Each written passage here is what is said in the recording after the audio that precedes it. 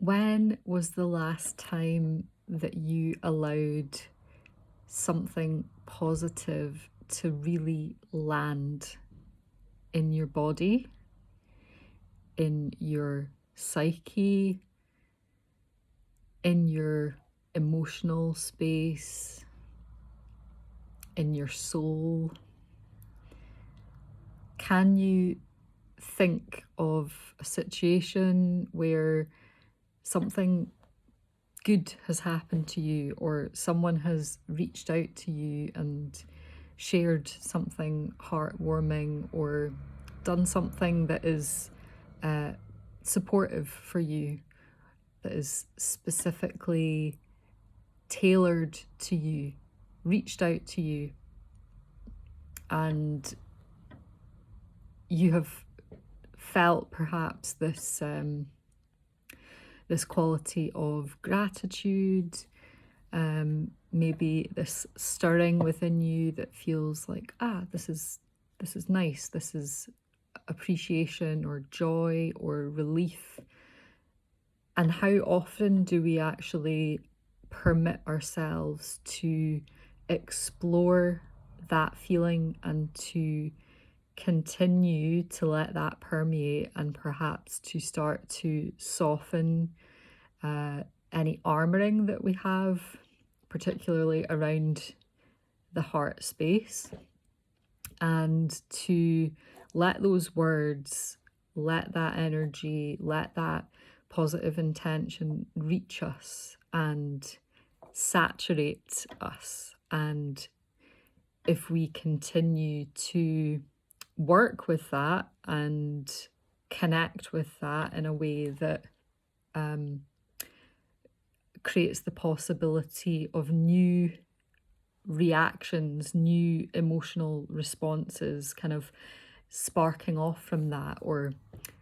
maybe to think of it as the heart space as this plant that is waiting for some nourishment, and that nourishment reaches us, and then we allow that to energize and inspire growth and stretching of capacity, so that this becomes alive within us in a bigger way. And then we have that potential of connecting with that sensation of overflow. And I wanted just to reflect on that from from a place of overflow, as I am in right now. And because I have personally spent a lot of time in deflection, in shutdown, in, self-suppression or denial of allowing these qualities to positively affect me, and that has been due to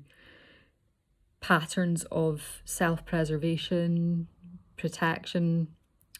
being in survival mode, and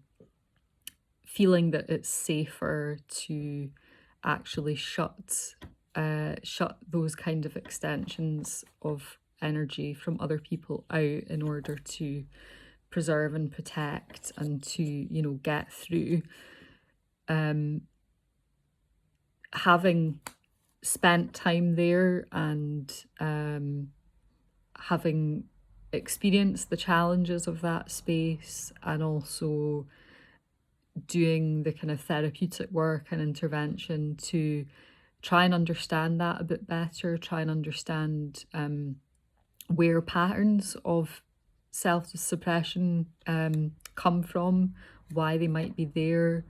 trying to understand and reframe and build new narratives around what safety is in terms of connecting with other people's energy, and traversing in that kind of landscape, which can often be really quite muddy, and then beginning to test and play with that and explore around the sense of creating room and creating capacity for that social nourishment and that social connection with others. And I'm mentioning this coming full circle because the starting point to build in that capacity and to create resource and availability to be able to experiment doing that with others in a way that, you know, it doesn't feel safe when you have been in a space of unsafety. So there is a discomfort there, but doing it on your own terms and doing it in a way that is very much titrating that process and just gently stretching and expanding, that had to begin with myself initially. That had to begin through a kind of process of self-inquiry, through a process of actually permitting myself to receive self-directed energy, intentional energy, and a loving, compassionate quality of space holding for myself held by me. And that kind of became, and it is still, essentially a foundational practice where that becomes your self-resourcing space and the place that you can start to build trust with yourself and name and determine, okay, what feels comfortable and within capacity, what feels like it is too much of a stretch. Sitting in mindful practice or sitting in reflection with different qualities of contemplation and just navigating within those spaces in a curious and open-minded way of like, okay, what is this bringing up for me? How does this feel? What am I noticing? What is uncomfortable? Why might that be? And it's only through building that kind of foundation, as I say, through that self-directed quality, that there has then been enough capacity to start to experiment and test and stretch that with others, because that's a risk, right? It's like if we've had difficult experiences, if we have been in patterns of interrelationship with other people which are repeating cycles, and there are kind of behaviors and experiences and archetypes that seem to keep coming to us for lesson, it can feel difficult and challenging to disrupt that and to ask for something different and then be actually willing to hold a crack of the door open to receive a different potential. And the different potential is new and it's unfamiliar, so it's going to perhaps land in a way that feels a bit disorienting for us initially and brings up more questions than it does answers. So that has been, for me in my own journey so far, a very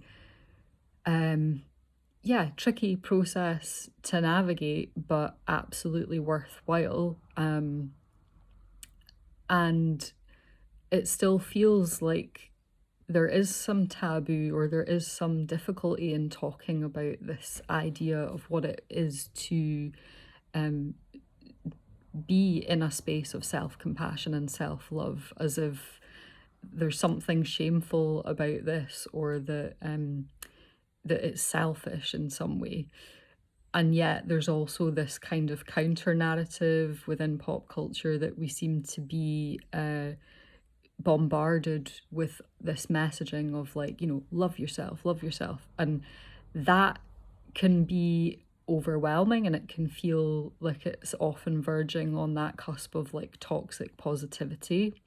and that it doesn't actually hold a space of awareness that is within that frame of reference, that is honoring the story of this is me, this is the person I am, this is the life I've lived, these are the things that I've been through, this is the trauma that I've experienced, endured, survived, and this is the person that I am as a result of all of this. So it's like, how can we hold an authenticity where we're actually honoring ourselves, our story, our journey, but also resourcing ourselves with tools that bring us back into this quality of a gentle challenge and an openness to growth that is grounded in compassionate self-understanding, awareness, and also that willingness to show ourselves kindness, to show ourselves love, and for that to be something that we can build on little by little, gradually over time. Hopefully, the cumulative effects of that provide this basis by which we can start to trust more, and we can then extend that reflex a little further outside of our own sphere, that we can, play with that,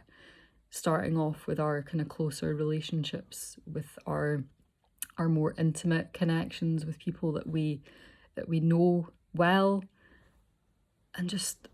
allowing there to be a little more room to receive,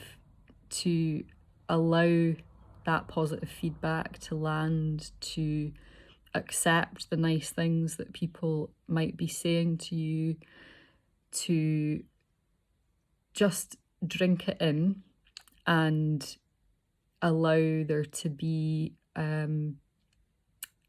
sensation, allow there to be enough room for a physical interoceptive awareness to respond to that. And I know that